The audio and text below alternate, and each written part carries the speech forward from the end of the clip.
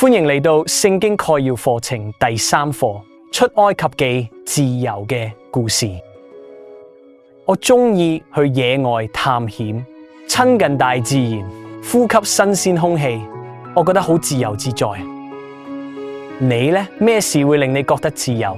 游水、爬山、睇風景，同好朋友見面傾偈。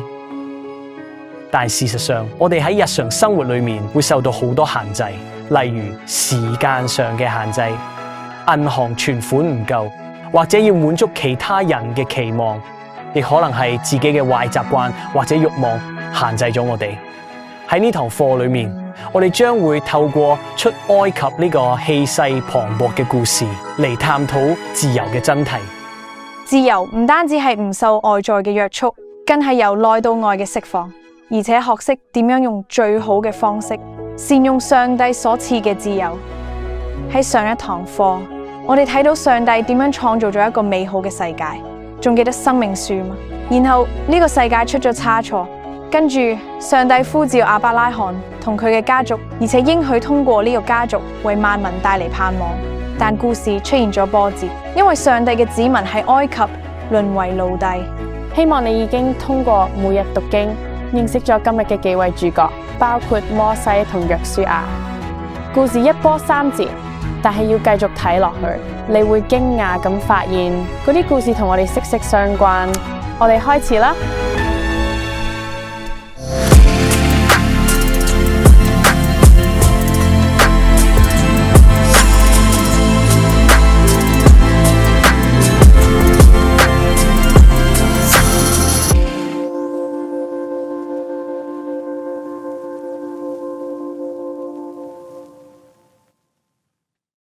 起初，上帝創造天地。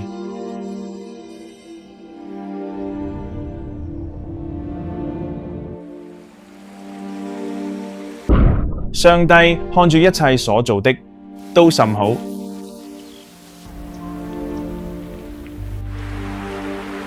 耶和華對亞當說：莫非你吃了我吩咐你不可吃的那樹上的果子嗎？耶和華對亞伯蘭說：你要離開本地、本族、父家，往我所要指示你的地去。我必賜福給你，地上的萬族都要因你得福。約瑟對他的哥哥們說：你們的意思是要害我，但上帝的意思原是好的，要保存許多人的性命。以色列人生養眾多，並且繁茂，極其強盛，滿了那地。於是埃及人派督工的轄制他們，加重擔苦害他們。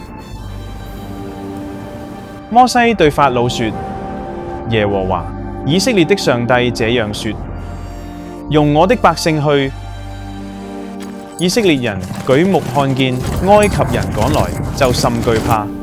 摩西對百姓說：不要懼怕，只管站住，看耶和華今天向你們所要施行的救恩。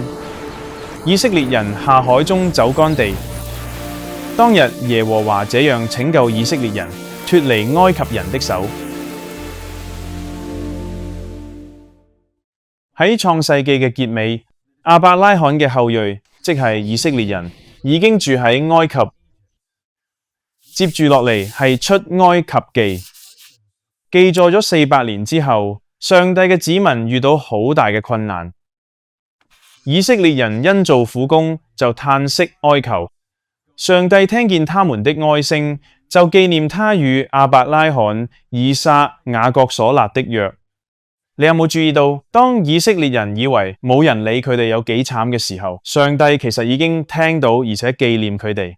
上帝喺幕後工作，籌劃一場驚心動魄嘅拯救行動。下次當你感覺被遺忘嘅時候，要記住上帝依然喺度睇實你。而家等我哋回顧一下呢個故事嘅背景。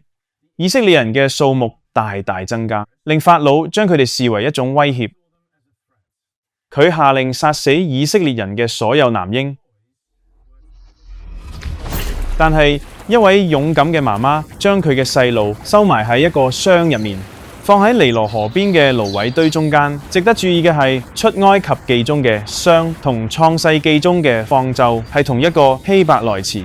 正如挪亞方舟係上帝拯救人類脫離洪水嘅計劃，個籃裏面嘅嬰兒亦將會係上帝拯救以色列人脫離奴役嘅計劃。後來法老嘅女發現咗呢個籃，而且將男嬰抱咗入皇宮，於是摩西成為被收養嘅王子，喺埃及皇宮裏面長大。有一日，摩西睇到有個埃及人毆打一個希伯來奴隸，佢非常嬲，殺死咗嗰個埃及人。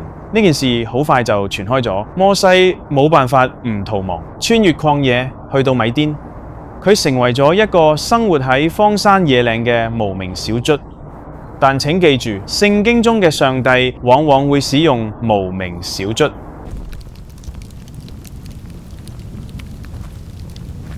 40年後，上帝突然走近摩西。耶和華的使者從荊棘裏火焰中向摩西顯現，摩西觀看，不料荊棘被火燒着，卻沒有燒毀。耶和華從荊棘裏呼叫說：摩西，摩西！透過燒着嘅荊棘，摩西深切認識到兩個令人驚嘆嘅事實：上帝知道我個名，上帝亦有佢個名。上帝兩次呼喚摩西個名，所以佢唔係認錯人。摩西可能以為佢已經歸入咗本來大有可為，但最後一敗塗地嗰一類人。不過上帝另有諗法，佢召喚摩西喺出埃及嘅奇妙事件入面擔任主角。假如你了解摩西喺嗰個落魄階段裏面嘅經歷，你就會諗，如果上帝可以使用摩西，咁佢就可以使用任何人。呢個係重點。上帝知道我哋個名，上帝亦有自己個名。上帝對摩西說：我是自有永有的。又說：你要對以色列人這樣說，那自有的打發我到你們這裏來。喺成本舊約入面，那自有永有的所對應嘅希伯來詞具有神聖嘅性質，係上帝專有嘅名。嗰個名嘅意思係我是，表明上帝係永恆嘅。就好似嗰啲冇燃料但可以燃燒嘅荊棘，上帝係完全自給自足嘅，所以摩西可以喺一切事情上依靠上帝嘅供應。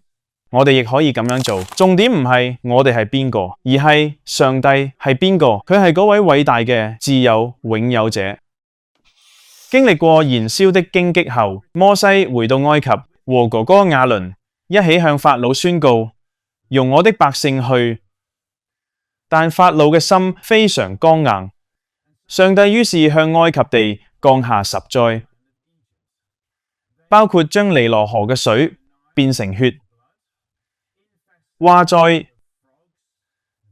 蠅災、毀壞所有莊稼嘅蝗蟲之災，同埋長時間嘅黑暗之災。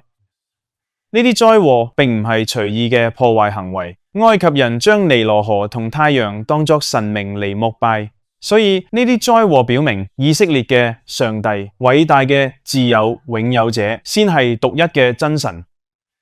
但法老仲係拒絕放以色列人離開，所以上帝最後降下第10災，就係每家每戶嘅長子都要被擊殺。法老嘅心非常剛硬，只有呢場毀滅性嘅災禍先可以迫使佢停止壓制。但上帝繼續保護自己嘅子民。喺第10災嚟臨嘅前一晚，摩西話俾以色列人知，每家要宰殺1隻羊羔，並且將羊血抹喺屋嘅門楣同門框上面。致命嘅災禍會越過嗰啲抹住血嘅房屋，裏面嘅人就可以平安。呢個亦係逾越節個名嘅由來。逾越節嘅故事係全面理解聖經裏面有關救贖嘅核心，最終體驗喺耶穌身上。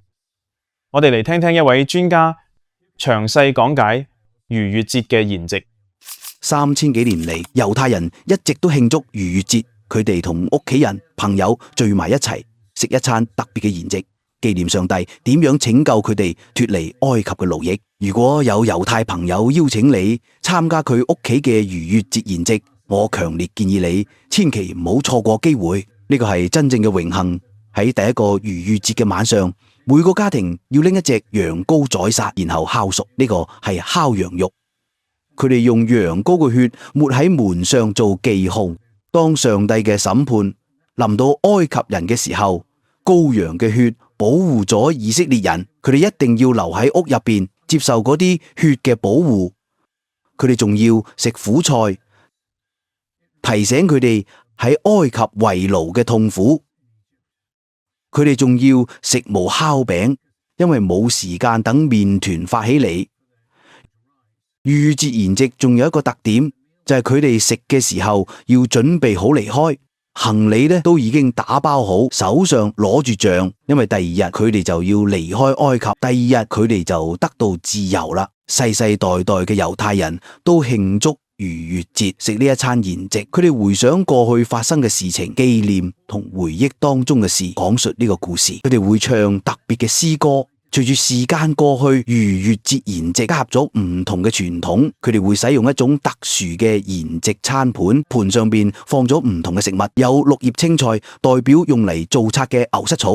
佢哋會飲酒，一共係4杯酒，每一杯都有特別嘅名稱。血紅嘅酒會令佢哋諗起被宰殺嘅羔羊所流嘅血。耶穌同門徒一齊慶祝逾越節。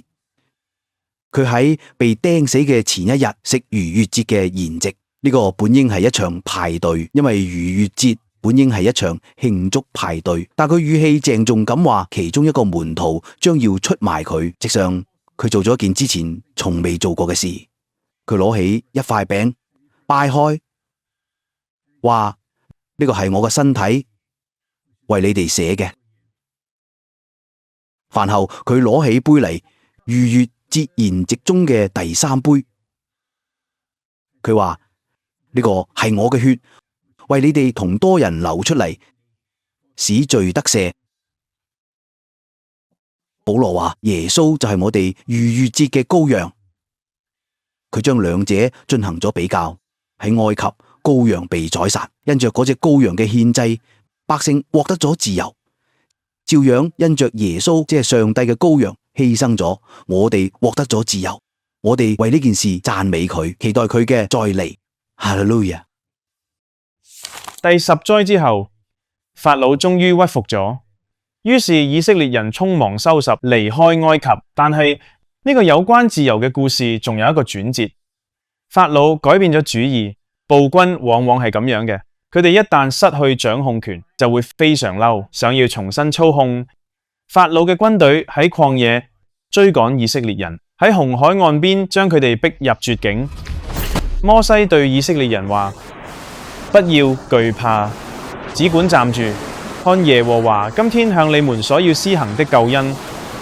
然後摩西伸出手中嘅杖，耶和華用強勁嘅東風令海水回流，令海變為乾地。你能唔能夠想象嗰個係一番點樣嘅景象呢？佢哋穿過一條乾嘅通道，走到對面岸。呢個就係出埃及。呢個詞嘅字面意思係出口或者出路。呢個係上帝嘅拯救計劃。呢個就係救恩。當海水喺以色列人後面重新合埋，佢哋唱咗一首歌嚟慶祝。呢個係聖經中最早嘅一首歌。我要向耶和華歌唱，因他大大戰勝。耶和華是我的力量，我的詩歌也成了我的拯救。喺紅海脫險之後，呢個曾經係奴隸嘅民族開始穿越曠野，前往應許之地。上帝日頭用雲柱，夜晚用火柱，帶領以色列人喺西奈半島前行。佢仲令磐石流出水，又降落一種叫做嗎哪嘅奇怪食物。最終佢哋嚟到西奈山嘅山腳下面。西奈山又叫何烈山。當初上帝喺燒着咗嘅荊棘中向摩西顯現，就喺嗰座山。但接住落嚟呢，佢哋好容易會認為自由就係脫離法老嘅轄制，離開埃及地。但係呢班脫離奴役嘅百姓到咗曠野，依然要面對痛苦嘅回憶同罪惡嘅誘惑。以色列人以前喺法老嘅統治下度過一生，而家佢哋需要學習點樣活出真正自由嘅生命。上帝已經將佢嘅子民帶出埃及，而家佢要將埃及從佢百姓嘅心入面攞走，所以喺西奈山，上帝通過摩西頒布咗具體嘅訓示，幫助以色列人確立佢哋作為上帝子民嘅新身份。等我哋一齊嚟思考其中嘅3個原則。首先，上帝向佢嘅子民頒布律法，包括著名嘅10誡。呢啲律法要我哋全心全意咁愛上帝。例如，除了我以外，你不可有別的神，不可妄稱耶和華你上帝的名。律法亦要求我哋愛鄰舍，不可殺人，不可奸淫，不可偷盜，不可造假見證，不可貪戀。我哋可能會認為呢啲律例比較負面，自由唔應該係隨心所欲咩？但請注意，上帝將佢嘅子民帶出埃及之後，至頒布律法，所以呢啲誡命絕對唔係賺取救恩或者靠行為接近上帝嘅方法。好多人似乎認為基督徒就係要靠做好人嚟取悅上帝，但事實並唔係咁樣。自由係一份禮物，而唔係報酬。就好似我哋做父母嘅，因為愛細路，亦會為細路訂立界線。同樣，律法係上帝喺度話，我在乎你。以10誡入面講到安息日嘅第4誡為例，將佢應用到我哋嘅2個問題上。原來何意？現在何意？6日要勞碌做你一切的工，但第7日是向耶和華你上帝當守的安息日。這一日無論何工都不可做。呢個對當時嘅以色列人意味住啲咩呢？對嗰啲曾經係奴隸嘅人嚟講，呢個係重塑生命嘅關鍵部分。每個安息日都再次提醒佢哋係上帝寶貴嘅兒女，而唔再係法老嘅奴隸。現在何意？安息日對而家嘅我哋又意味住啲咩呢？我哋身處嘅環境已經唔同咗，但休息日嘅原則係呢一日放低工具休息，而唔會覺得內疚。呢個提醒我哋係人，唔係機器。或者你都需要將安息日重新納入生活之中。除此之外，上帝仲藉住摩西頒布咗好多其他律例，記載喺利未記、民數記同申命記等書入面。我哋可能覺得呢啲律例比較奇怪，例如唔可以食豬肉同貝類，清洗體液嘅禮儀，唔可以着2種布料做成嘅衣服。咁我哋今日仲需唔需要遵守呢啲律例呢？我哋需要區分具體律例同一般原則。上帝喺曠野賜俾以色列人嘅具體律法入面，蘊含住今日仲可以為我哋提供智慧嘅一般原則。我哋仲應該記住，舊約律法嘅背景同我哋而家所身處嘅時代唔同。摩西係基督之前嘅人，但我哋係新約嘅一部分。我哋而家同上帝嘅關係已經好唔同。當上帝嘅百姓違反律法或犯罪嘅時候，佢亦提供咗補救嘅方法。喺古代世界，獻動物為祭係常見嘅做法。呢啲工作由祭司執行，佢哋嘅職責差唔多係主教同屠夫嘅結合。祭司喺上帝面前獻牲畜為祭，又為百姓預備肉食。從呢個意義上嚟講，祭司就好似係中保或者中間人，佢哋喺上帝面前代表百姓，亦喺百姓面前代表上帝。利未記詳細解釋咗所有呢啲獻祭點樣進行。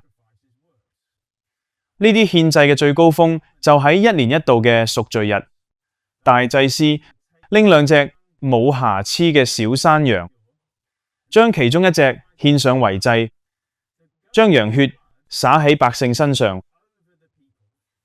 請記住，呢個時候以色列人係喺曠野裏面紮營，佢哋唔係好多衫，血跡亦好難洗得甩，所以喺呢1年嘅其餘時間裏面，佢哋嘅衫上面都帶住一個持久嘅印記，提醒佢哋有牲畜為佢哋嘅罪而死，從而上帝赦免咗佢哋。然後祭司將雙手按喺另一隻山羊嘅頭上面，象徵百姓嘅罪孽轉移到呢隻山羊身上。然後祭司將山羊帶到曠野嘅邊緣，當百姓睇住山羊消失喺地平線嘅時候，佢哋可以話：我們的罪給帶走了，罪已經除去咗。呢個就係代罪羔羊嘅概念。施洗約翰喺新約中咁樣寫耶穌：看啊，上帝的羔羊，除去世人罪孽的，就係呢個意思。喺十字架上，耶穌成為我哋獻祭嘅羔羊，亦成為咗我哋嘅代罪羔羊。而家上帝可以話：你嘅罪已經抵消晒，你得到赦免啦。喺西奈山，上帝仲吩咐佢嘅子民完成一項新任務，建造一座特殊嘅帳篷，稱為帳幕。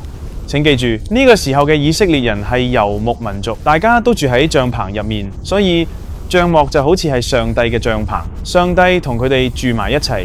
每當你睇到呢座帳篷，就會諗起上帝同我哋一齊。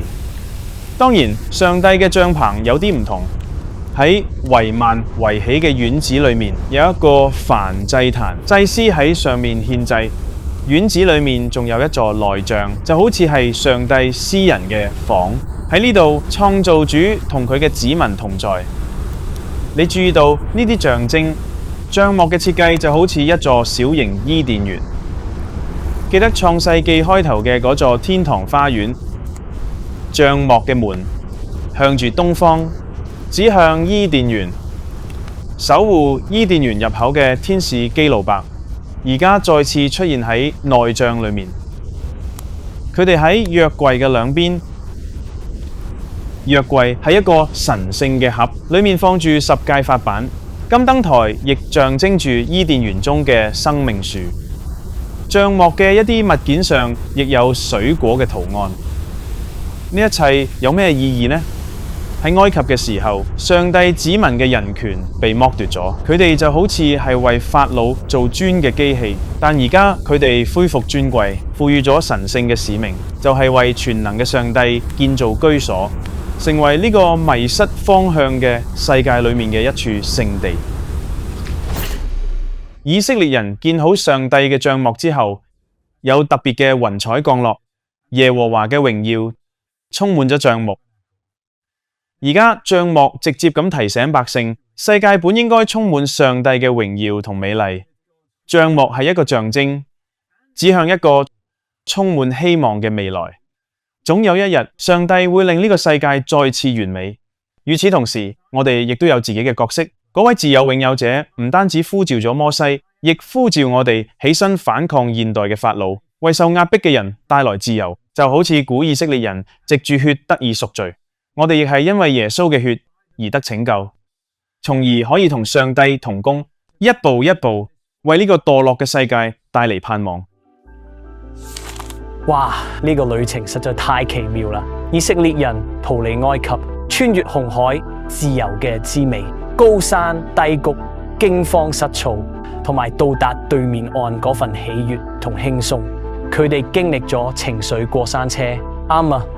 呢個實在係一個令人驚嘆嘅故事，但係獲得自由並唔意味住佢哋係孤零零咁留喺曠野入邊，漫無目的咁遊蕩。唔係，上帝同佢哋一齊，上帝同佢哋同行，指示佢哋點樣喺新嘅生活中繁榮興盛。我好中意睇逾越節筵席點樣進行，同埋所有唔同嘅元素。實際上呢啲元素都講緊耶穌同佢帶嚟嘅自由。我真係好中意呢部分。而家你哋嚟討論一段重要經文，之後進入第二部分。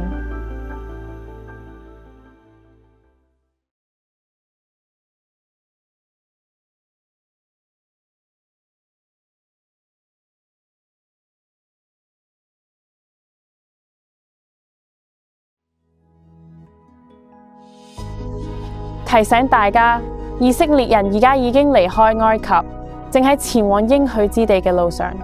雖然佢哋已經得到咗自由，但係佢哋發現信靠上帝好唔容易，結果旅程變得複雜起嚟。我哋嚟睇睇故事接住落嚟嘅發展。我哋而家要介紹一個新角色加拿，等我嚟介紹呢個人。佢勇敢剛強，無所畏懼。我希望自己老咗嘅時候都可以咁樣。我哋仲會聽到一個令人讚嘆嘅故事，講述百姓擺脫咗恐懼，重新開始。我哋一齊嚟睇睇啦。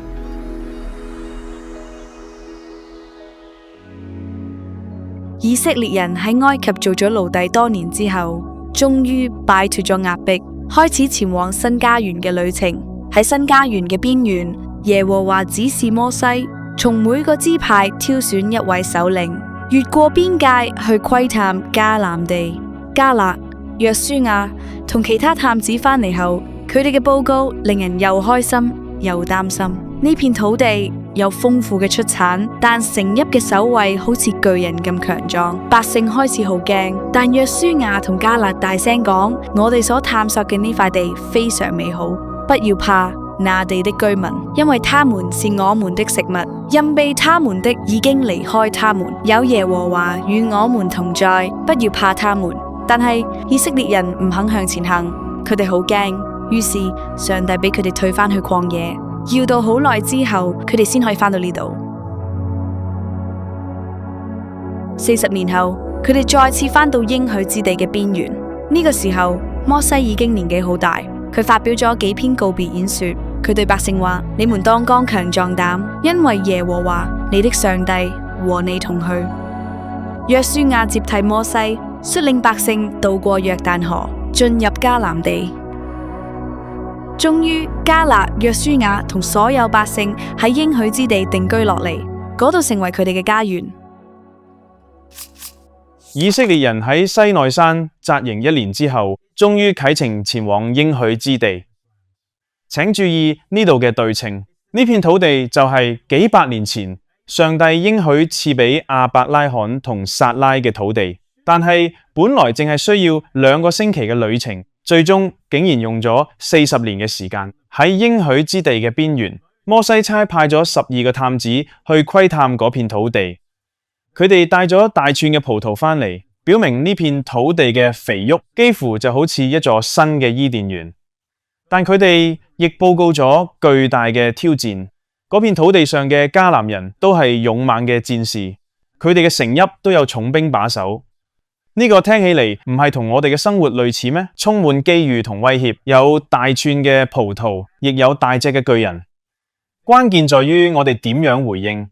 呢個就係我中意迦勒嘅原因。當其他探子喺度傳播恐懼嘅時候，佢同約書亞就講出充滿信心嘅說話。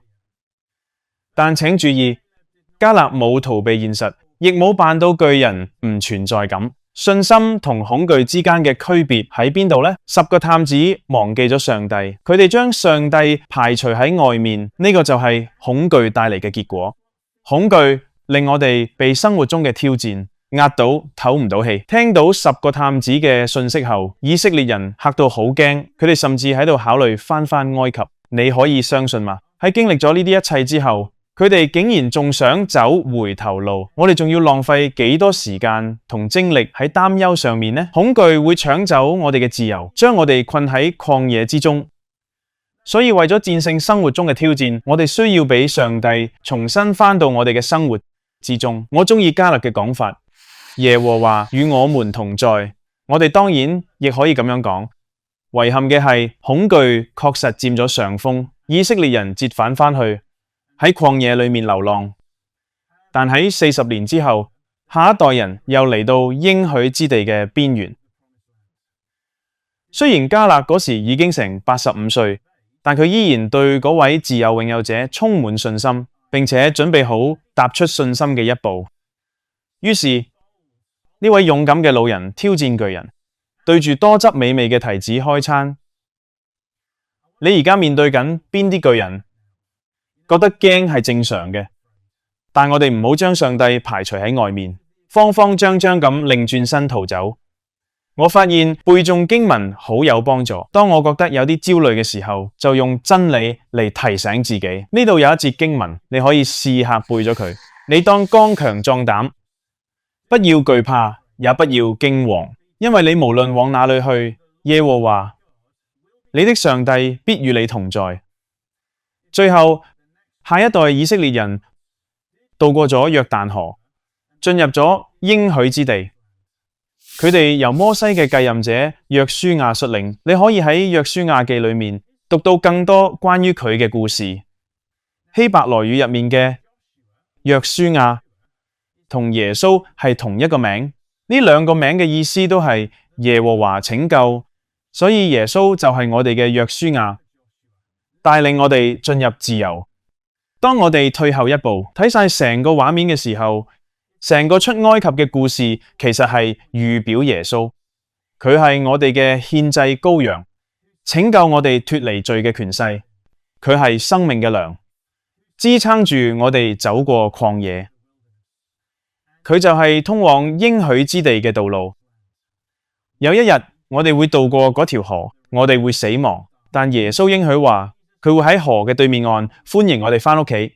呢個走向自由嘅出埃及故事就係我哋嘅故事。今日我哋可以生活喺呢種美好之中，正如耶穌親口講嘅，所有犯罪的就是罪的奴僕，天父的兒子若叫你們自由，你們就真自由了。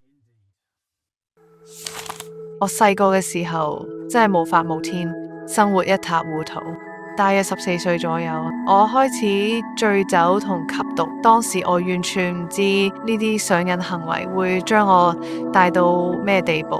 我18、19歲嘅時候已經過量吸毒，住過醫院。未到19歲就去做舞女。我做所有呢啲事都係為咗想揾外在嘅認可。我淨係知道飲酒同吸毒令我感受到一種輕鬆同舒服，係其他任何嘅嘢都冇辦法帶俾我嘅。最後屋企人嘅愛、細路嘅愛、我身邊嘅一切都冇辦法阻止我陷入呢種境況，而呢種境況嘅結局就係死亡。咁樣真係好恐怖，我覺得好空虛，完全絕望。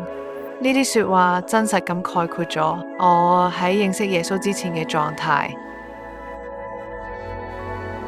我識咗一個朋友，因為我哋嘅細路喺同一間學校返學，我覺得同佢傾任何嘢都好安全，而且我睇到佢嘅生活方式、行事為人，同埋佢睇所有嘢嘅方式，就好似耶穌講嘅咁樣，所以我願意向佢提出任何問題。我開始返教會，覺得嗰度就好似一個大家庭，俾我家嘅感覺。呢種感覺係我以前從未經歷過嘅，因為喺我嘅成長過程裏面，我根本從未擁有過呢啲嘢，我從來冇嗰種有人為我加油嘅感覺。最令我驚訝嘅係，當我睇返轉頭，我發覺有好幾次上帝喺度敲門，佢好有耐性等緊我。記得有一晚，我瞓喺床上面向上帝禱告，我講咗一句好簡單嘅說話：你係我嘅爸爸，我係你個女。我忽然聽到一把好有力嘅男性聲音話：是的，我是。佢俾咗我希望，佢俾咗我可以信賴嘅人，俾咗我以前從未真正體會過嘅自由同平安。而家我會幫助其他一啲有上癮行為嘅女性，扶持佢哋克服難關。我睇到一啲女性行過咗呢段旅程，而家亦同耶穌建立起關係，睇住呢一切發生，真係令人難以置信。我啱啱去到一個新嘅崗位，擔任心理健康慈善機構嘅自閉症輔導員，幫助一啲有心理健康問題嘅兒童同年輕人。呢個就係上帝俾我嘅機會，單靠我自己肯定冇辦法做到呢一切。所以今日我好想同大家分享，上帝俾我好多機會，我非常之感恩。等我哋總結一下，通過出埃及，上帝救佢嘅子民脫離奴役，並且俾咗佢哋全新嘅使命。我哋亦係咁樣，耶穌釋放咗我哋，令我哋同上帝建立起關係，太奇妙啦！喺下一堂課，我哋將會睇到上帝嘅子民喺應許之地點樣使用佢哋啱啱得到嘅自由。劇透一下，唔係全部事情都咁美好，但請你一定要完成每日讀經計劃，同埋做好準備。歡迎瀏覽資源中心，了解更多嘅內容同實用技巧，將今日呢堂課更好咁應用喺生活上。例如，當我哋諗到安息日嘅時候，就提醒我哋唔係為工作表現而生存嘅奴隸。事實上，我哋係上帝寶貴嘅兒女，所以今個星期點解唔唞翻一日，享受同上帝仲有佢嘅子民喺埋一齊嘅時光呢？呢堂課就停喺呢度。而家我哋通過總結、反思、認真思考學到嘅內容。